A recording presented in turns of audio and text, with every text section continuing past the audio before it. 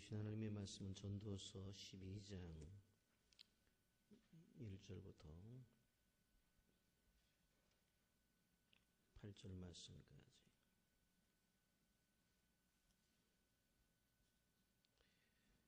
전도서 12장 1절부터 8절 말씀까지 봅니다. 너는 청년의 때에 너희 창조주를 기억하라. 곧 곤고한 날이 이르기 전에 나는 아무 낙이 없다고 할 해들이 가깝기 전에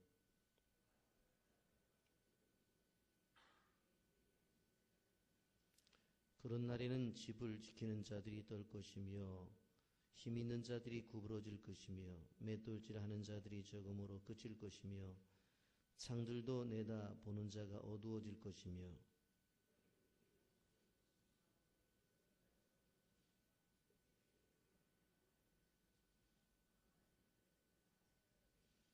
또한 그런 자들은 높은 곳을 두려워할 것이며 길에서는 놀랄 것이며 살구나무가 꽃이 필 것이며 메뚜기도 짐이 될 것이며 정욕이 그치리니 이는 사람이 자기의 영원한 집으로 돌아가고 조문객들이 거리로 왕래하게 됨이니라.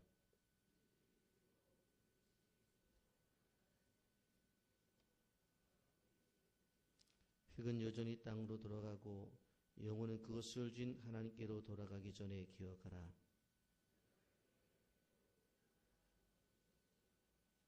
아멘.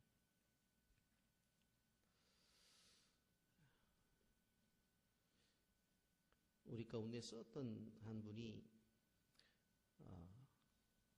배가 고파서 햄버거를 하나 사가지고 집에 가고 있는데 한 사람이 나타나더니 그 햄버거를 자신에게 팔라는 겁니다. 그러면서 100만 원짜리 수표를 하나 주면서 좀 우리와 바꾸자고 요구했었을 때에 여러분은 어떻게 하시겠습니까?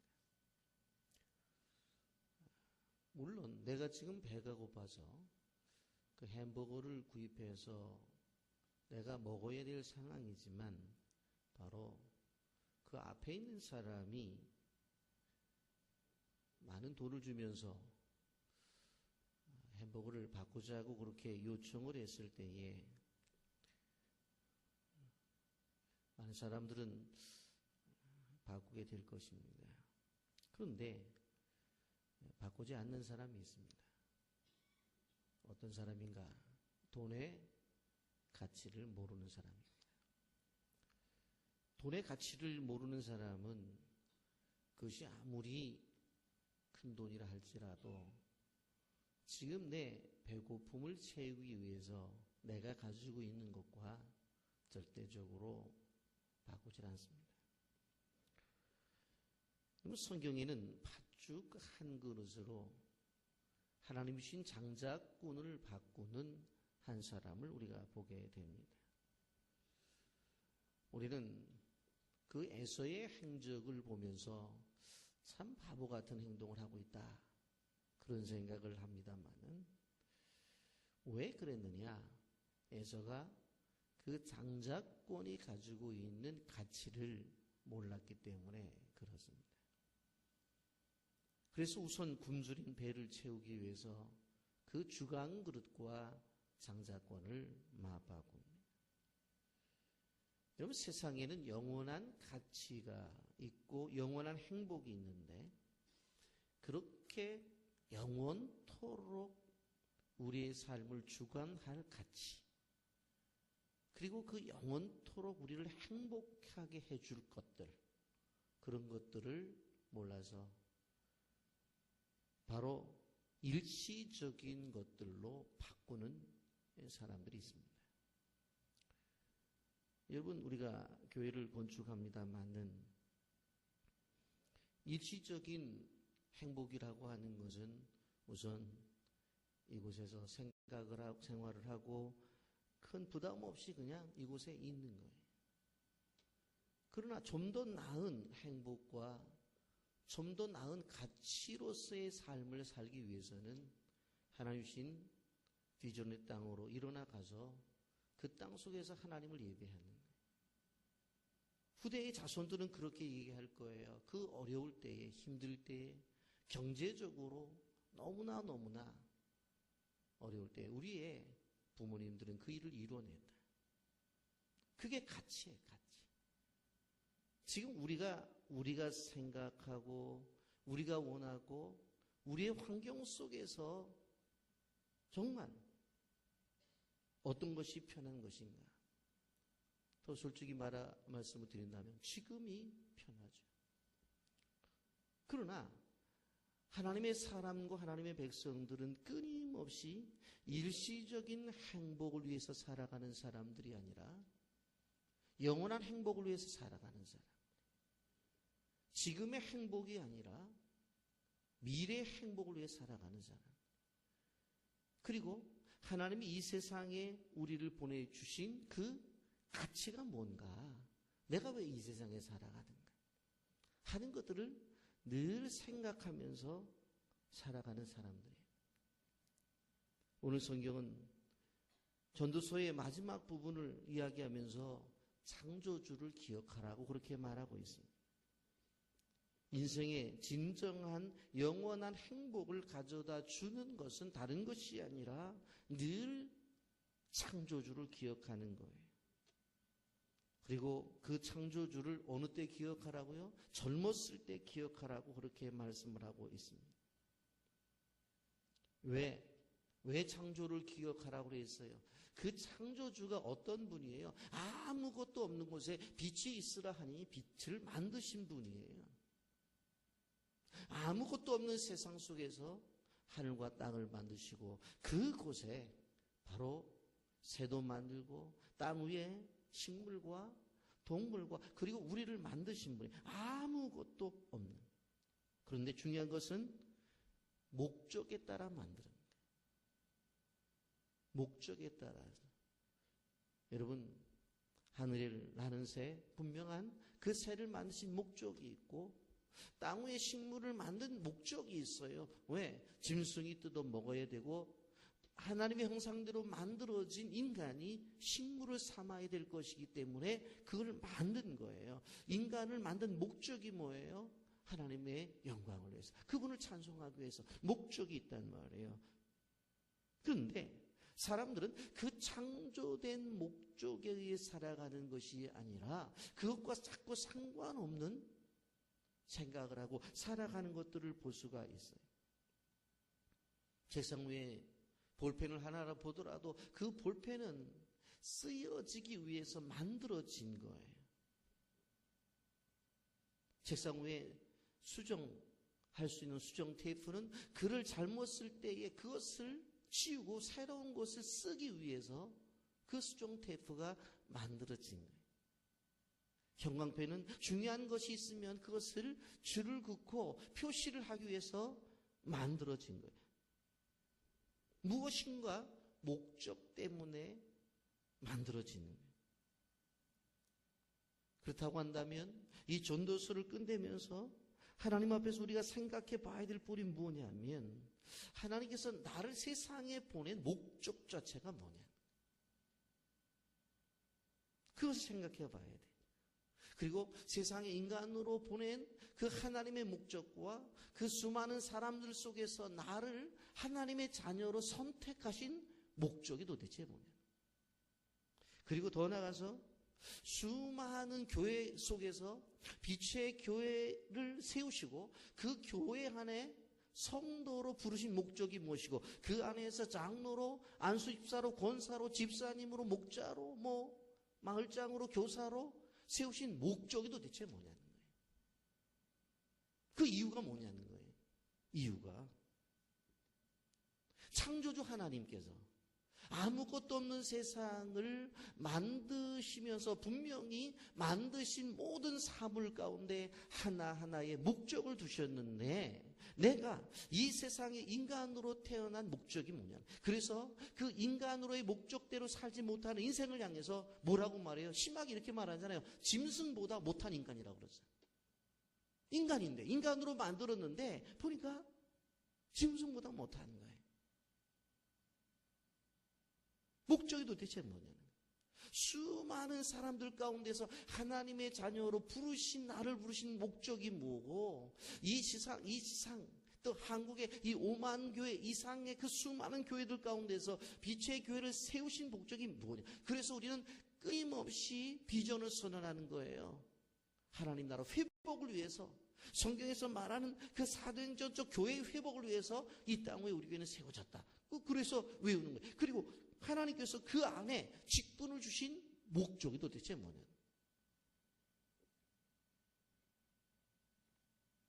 여러분, 그러므로 우리는 그 창조주 하나님께서 하나도 버릴 것이 없이 목적을 위해서 다 만드셨다. 제가 자주 쓰는 표현입니다만은 손톱 발톱을 깎으면서 이 필요 없는 거 하나님 목적 위해서 다 만드셨다. 필요 없으면 제가 그러잖아요. 발톱 뽑으라고. 그거 왜 귀찮게 깎냐고. 없어 보세요. 어떻게 되어져요? 걷지를 못해요. 달리지를 못해요. 그거 하나가. 여러분, 예전에는 맹장 필요 없다고 그래서 다 수술을 할 때 다 떼어냈다고 그러잖아요. 그런데 지금은 이제 그거 없으면 우주여행을 못하니까 하나님이 다 아시고 필요 없다고 하는 것들까지도 다 만드셔서 우리는 어떻게 하든지 이것을 만드신 목적이 뭔가를 자꾸 발견하고 그 속에서 하나님의 창조의 신비를 발견해야 되는 것이지, 이 조그만 시간에 이거 필요 없다고 해서 없애는 게 아니라, 우리는 항상 그런 생각을 가져야 돼요. 그래서 사람의 본분은 무엇인 줄 아세요? 창조주를 기억하는 거예요. 그 창조주를 기억하는 것은 하나님 나의 영광을 받아달라고, 하나님께서 정말로 예배의 대상이니까 우리 예배를 봐달라고, 이러한 창조주를 뛰어넘어서 그 창조주를 기억하라는 것은 나를 만드신 하나님이 왜 나를 만들었느냐라고 하는 걸 기억하라는 거예요. 그것이 언제부터? 젊었을 때부터. 나이 다 들어가지고 할 수 없는 그러한 상황이 아니라 젊음이 있을 때에, 정말 열정을 다할 수 있을 때에, 헌신할 때, 무엇을 결과를 나타낼 때에 그때 창조주를 기억하라는 거예요. 그때 기억해서 할머니 할아버지가 애 하나 더 낳겠자고, 그래서 안 되는 거예요. 젊었을 때에 무엇인가 해볼 수 있는 능력이 있고 무엇인가 해볼 수 있는 가능성이 있을 때 그 창조주 하나님을 기억하면서 자기 인생의 그 모든 아무것도 없는 세상 속에서 무엇을 만들어 가신 하나님이 내게, 나의 하나님이 돼서 내 인생 속에서도 뭘 만들어 가야 된다. 죄송한 얘기입니다만은 목회자들 세계 속에서도 저희 나이가 되니까 앉아서 얘기하는 것들이 뭘 만들려고 하지를 않아요. 그냥 이제 60 넘으면 조용히 있는 거야. 그러다가 은퇴하는 거야. 저는 그런 얘기 들을 때마다 막 화가 나요. 왜? 목회자의 나이는 세상 사람들이 얘기하는 나이와 상관없이 하나님이 주신 비전을 따라서 나이를 먹는 거예요. 그래서 끊임없이 만들어가고 하나님 원하신 일들을 해나가야 되는 거거든요. 그런데 그렇지 않아요. 여러분, 우리는 하나님의 특별한 백성이에요. 여러분, 우리 원숭이의 자손이 아니란 말이에요. 그래서 창조하신 그 창조주를 늘 기억하면서 나가야 돼요. 이것이 인간의 본분이에요. 여러분, 왜 그러면 이러한 창조주를 기억하라고 하느냐? 그 창조주 하나님은 심판주기 때문에 그래요. 여러분, 우리가 믿는 하나님은 심판주 하나님이다라는 걸 알아야 돼요. 14절 말씀에 이렇게 말씀합니다. 하나님은 모든 행위와 모든 은밀한 일을 선악간에 심판하시리.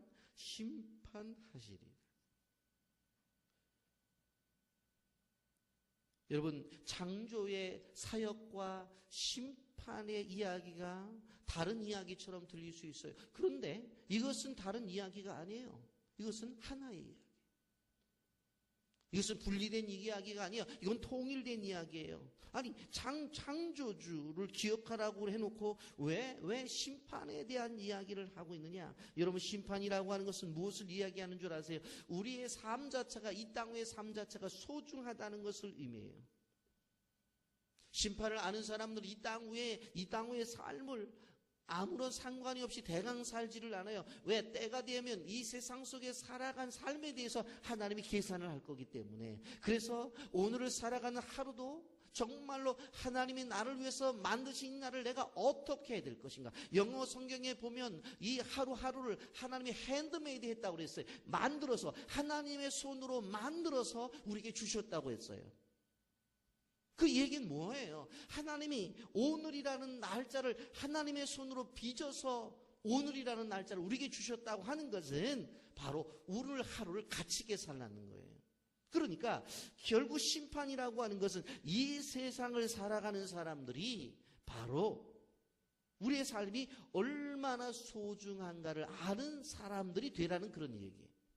너 오늘 어떻게 살아갔는지 내가 심판할 거야. 그 얘기는 뭐예요? 잘했다 잘못했다 그 얘기를 하는 것이 아니라 오늘 하루를 가치 있고 의미 있게 살으라는 거예요. 네가 이 세대를 살아가면서, 성도로 살아가면서, 빛의 교회의 성도로 살아가면서 그 직분을 갖고 살아가면서 분명히 계산을 할 거라는 거예요. 그러니 하루하루의 삶 속에서 뭐예요? 이것이 삶이 중요하다고 하는 것을 깨닫고 그것에 대해서 나중에 계산하실 하나님에 대해서 우리가 생각하면서 오늘을 살아가야 된다는 거예요. 하나님, 저는 이렇게 살았습니다. 의미 있게 살았습니다. 정말 하루를 가치 있게 살았습니다. 이 직분에 걸맞게 살았습니다. 그렇게 살 때에 하나님이 나중에 계산할 때 그렇게 살았구나. 또 하나 심판은 우리의 삶이 소중과 동시에 새로운 시작을 이야기하는 거예요. 심판이라고 하는 것은 우리 하나님을 믿는 사람들은 결말이 아니라고요. 새로운 시작으로 생각해 봐야 된다는 거예요. 왜 그런 줄 아세요? 지금까지 해온 것들, 지금까지 쌓아온 것들, 지금까지 심은 것들, 지금까지 드린 것을 기초로 해서 하나님께서 새로운 세대를 만들어 가기 때문에 그래요. 그런데 이러한 심판이 자꾸 사람들이 생각할 때는 맞아, 사람이 살다가 하나님 앞에 죽으면 천당 가는 거지. 그렇게 생각하지 말라는 거예요. 오늘의 삶을 기초로 해서 하나님은 내일의 삶을 만들어 가세요. 작년 한 해의 삶을 기초로 해서 올해 한 해의 삶을 만들어 가는 거예요. 왜? 하루하루를 여러분들이 의미가 있고 가치가 있고 정말로 하나님 앞에서 정말 하나님이신 의의 삶을 살라고 말하냐면 오늘이 재료가 돼서 하나님은 내일의 삶을 만들어 가시는 거예요. 오늘 엉망으로 살면 내일 잘 된다고 절대 그렇게 되질 않는다는 걸 알아야 돼요. 심판의 하나님은 그냥 죽으면 심판하시는 하나님이 아니라 매일매일 계산하시는 하나님이에요. 오늘 어떻게 살았느냐에 따라서 그것에 대해서 하나님이 내일 더 큰 복을 주실 수 있는 것이고 하나님께서 계획한 것도 취소하실 수 있는 분이에요. 그래서 우리는 매일의 삶이 중요한 거예요. 그래서 매일의 삶을 우리가 점검해 나가야 되는 거예요. 그래서 하루가 중요한 거예요. 오늘이 중요한 거예요. 지금 시간이 중요한 거예요. 지금의 직분이 중요한 거예요. 그것에 대한 성실하게 살아가는 거예요. 어떻게 살아가느냐에 따라서 그 사람의 미래는 계속적으로 어떤 분들은 저한테 그런 얘기해요. 목사님 계획을 세워도 잘 안 됩니다. 왜 이렇게 힘든지 모르겠습니다. 자꾸 어떤 생각을 해요. 지금에 충실하지 않고 앞으로의 것만, 자기가 받을 복만, 자기가 생각하는 것만 이루어내려고 하니까 안 되는 거예요. 그건 안 돼요. 우리 인간에게는 하나님께서 무엇을 주셨어요? 영원성이라는 것을 주셨어요. 그래서 항상 우리의 생각 속에서는 그 영원성이라고 하는 것이 우리 속에 담겨져 있어요. 그래서 오늘을 살아가면서도 무슨 생각을 해요?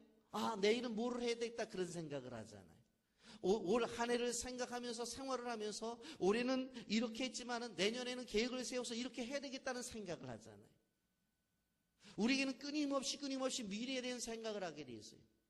젊은 사람들은 내가 이런 형제를 만났으면 좋겠다. 이런 자매를 만났으면 좋겠다. 이런 가정을 꾸몄으면 좋겠다.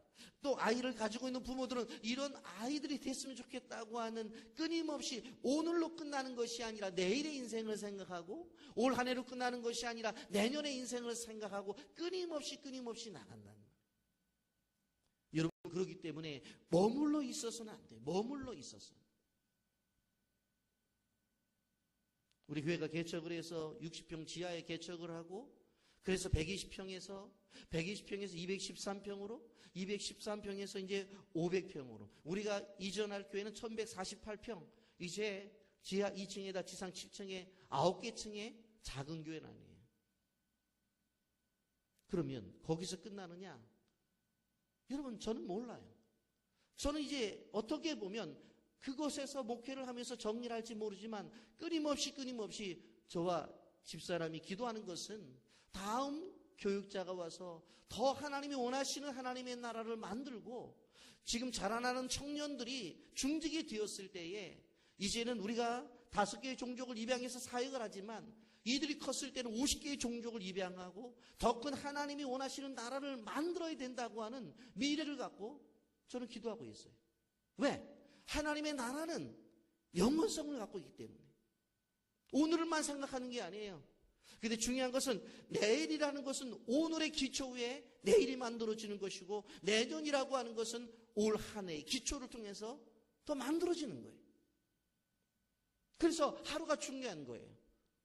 오늘의 삶이 중요한 거예요. 하나님이 그냥 개판으로 살던 인생을 어느 날 해갖고 내가 너한테 복 줘야 되겠다고 어느 날 하루 복 주는 게 아니에요. 그래서 성경은 심은 대로 거두는 원리에 대해서 얘기를 하는 거예요. 여러분 우리는 기억해야 됩니다. 하나님께서 영원한 행복을 이야기하고 있는 것을 기억해야 돼요. 재미난 이야기가 있습니다. 큰 부자가 있었습니다. 근데 평생 동안 모아놓고 이것을 그냥 가지고 가기가 너무 억울한 거예요. 그래서 무릎을 꿇고 하나님 앞에 기도를 했습니다. 하나님, 나 이거 가지고 가고 싶다고. 이 한 가지만 내가 어렸을 때부터 먹지 못하고 입지 못하고 쓰지 못하고 그냥 아껴서 다 모아놨는데 내가 이거 못 가져가면 너무 억울하니까 다른 건 아무것도 몰라도 이거 하나만 응답해 달라고 그랬더니 그래 다 가져가라. 그래서 이 사람이 고민을 했대요. 어떻게 이걸 가져갈까 생각해 봤더니 금덩어리로 만들어 가지고 가면 그래도 제일 적은 포장으로 가지고 갈 수가 있더래요. 그래서 금으로 다 바꿔갖고 이만한 여행백을 하나 사가지고 거기다 금덩어리를 딱 집어넣어갖고 천국에 갔대요.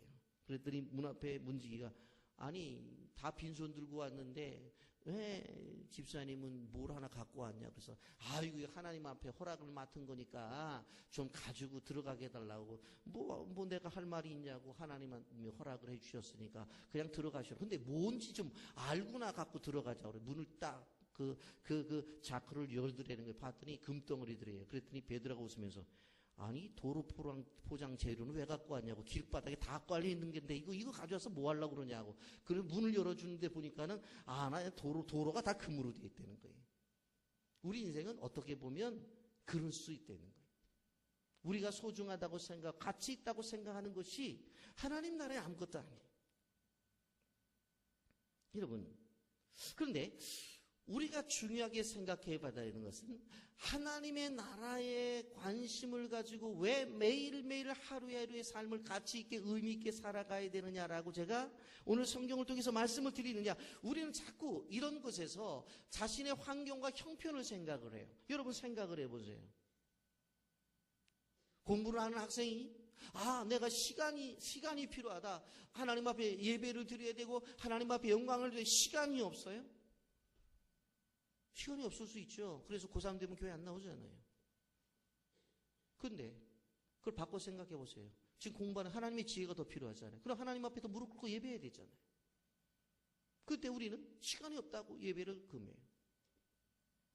어떤 사람은 건강 때문에 내가 정말 건강하면 나가서 예배도 드리고 전도도 해야 될 텐데 여러분 그러면 또 하나님 앞에 예배 드려야 되잖아요. 기도해야 되잖아요. 건강을 달라고. 사업하는 사람들이 내 형편이 나아지면 좀 더 하나님 앞에 헌신하고 하나님 앞에 충성할 텐데 그렇게 얘기를 해요. 사업이 안 되는 것이 하나님 앞에 예배하고 하나님을 경외하고 그 창조주를 기억하는 것과 무슨 상관이냐는 거예요. 지금이 어려우니까 아무것도 없는 세상 속에서 하늘과 땅을 만들고 바로 식물을 만들고 사람을 만든 그 하나님 앞에 나가 지금 아무것도 없습니다. 하나님, 그 창조주의 하나님의 능력을 나에게 달라고 기도해야 되잖아요. 근데 사람들은 뭐라고 해요? 없어서 하나님 예배 못한대요. 우리는 우리의 생각 속에서 무엇이 없고 우리의 환경 때문에 하나님 앞에 예배를 드리지 못하고 하나님을 경배하지 못한다는 얘기를 하면 안 돼요. 그것 자체가 우리의 삶 전체가 그것이 무엇이 됐든지 간에 하나님의 재료를 통해서 하나님 앞에 예배하는 예배자로 만드신 거예요. 어린아이든지 어른이든지 병든 자든지 건강한 사람이든지 돈이 있든지 없든지 배웠든지 배우지 못하든지 그런 것이 하나님 앞에 예배를 드리지 못하는 거하고 얘기하면 안 된다는 거예요. 여러분, 이러한 전도서의 결론을 맺으면서 인생이 어떻게 변하는지에 대해서 여러분 한번 생각을 해보세요. 13절 14절 이렇게 말하잖아요. 이렇게 말합니다. 일의 결국을 다 들었으니 하나님을 경외하고 그의 명령들을 지킬지어다. 일의 결국을 다 들었어요. 그러면 우리가 해야 될 건 뭐예요? 하나님을 경외하라. 경외, 이 말은 원어적으로 보면 경배하라, 예배하라는 뜻을 갖고 있잖아요. 일의 결국, 이 세상이 헛된 세상 속에서 다 좋다 이거예요. 그러나 한 가지 해야 될 게 뭐예요? 하나님을 예배하라는 거예요. 어떠한 상황이 됐든지 간에 그거 하나는 안 된다는 거예요. 여러분 인생에 대해서 여기 3절부터 보면 너무나 재미있게 표현하고 있는 것을 볼 수가 있습니다. 그런 날에는 집을 지키는 자들이 떨 것이며 힘 있는 자들이 구부러질 것이며 집을 지키는 자들이 떤다고 그랬어요. 나이가 들면 손발이 떨려요. 힘 있는 허리가 구부러져요. 맷돌질하는 자들이 적음으로. 젊었을 때는 어떻게 되었습니까? 아무거나 마음껏 먹었는데 이제는 이빨이 상하니까 맷돌질하는 이들이 적어요. 그리고 여기 보면 창들로 내다보는 자가 어두워질 것이며 눈을 말하는 거예요. 침침해갖고 앞으로 보는 것이 어두워진다고 그랬어요. 길거리에 문들이 닫혀질 것이며 어렸을 때는 예민하게 귀가 밝혀져서 많은 걸 듣지만 나이가 들면 잘 듣지를 못한다는 얘기예요. 맷돌 소리가 적어질 것이며 새 소리로 말미암아 일어날 것이며 아이들 보세요. 여러분 그냥 무슨 소리가 나도 코를 굴고 자요. 그런데 나이가 들면 소리가 예민해서 다 일어나는 거예요. 여러분 음악하는 여자들은 다 쇠해질 것이며 그렇게 소프라노 목소리가 아름다웠는데 나이가 들면은 목소리가 쇠해진다는 거예요. 그리고 5절에 또한 그런 자들은 높은 곳을 두려워할 것이며 뭐예요? 젊었을 때는 높은 곳에도 가는데 나이가 들면 무서워서 높은 곳에 가지 못해요. 살구나무가 꽃이 필 것이며 뭐예요? 머리에 허연 꽃이 핀다는 거예요. 머리가 쉔다는 걸 얘기합니다. 메뚜기도 짐이 될 것이며 청년들은 어떻게 무거운 쌀가마니도 드는데 메뚜기 한 마리가 올라앉아서도 아이고 무겁다는 거예요. 인생이 이렇다는 거예요. 여러분 이러한 상황 속에서 하나님이 원하시는 것이 뭐냐? 세상은 이렇게 흘러가는 거예요. 분명해요. 그러나 그 속에서 우리가 끊임없이 새롭게 되어져야 되고 끊임없이 하나님과의 관계 속에서 우리가 유지해야 될 것은 뭐냐? 바로 하나님을 예배하는 거예요. 하나님을 경배하는 거예요.